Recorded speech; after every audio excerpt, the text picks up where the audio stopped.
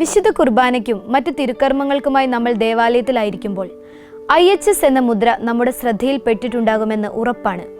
മദ്ബഹായിലെ വിരിയിലും തിരുവോസ്തിയിലും ഈ 3 അക്ഷരം വ്യക്തമായി നാം കാണുന്നു.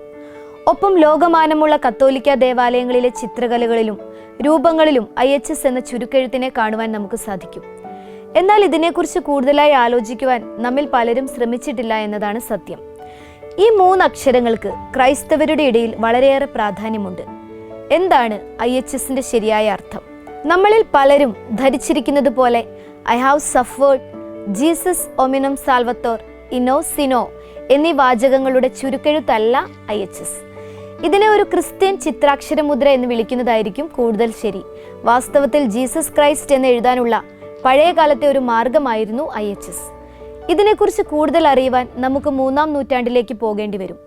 അക്കാലത്തെ ക്രിസ്ത്യാനികൾക്ക് യേശുവിൻ്റെ ഗ്രീക്ക് ഭാഷയിലുള്ള പേരിൻ്റെ ആദ്യത്തെ 3 അക്ഷരങ്ങൾ അവിടുത്തെ ചുരുക്കപ്പേരായി എഴുതുന്ന ഒരു പതിവുണ്ടായിരുന്നു.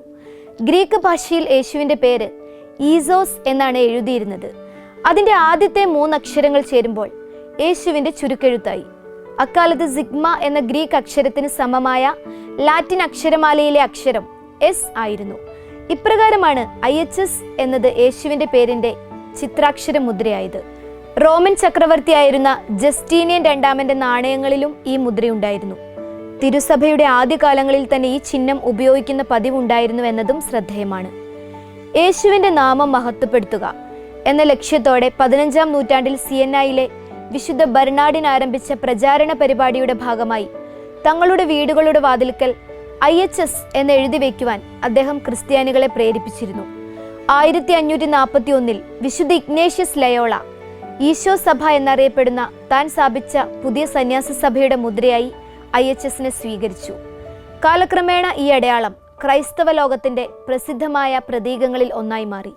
ചുരുക്കത്തിൽ യേശുവിൻ്റെ വിശുദ്ധ നാമത്തെ കുറിക്കുന്നതാണ് ഈ ചിത്രാക്ഷര മുദ്ര. ഇനി IHS എന്ന പ്രതീകം നാം കാണുമ്പോൾ ചിന്തിക്കേണ്ടത് പ്രധാനമായും ഈ കാര്യമായിരിക്കട്ടെ: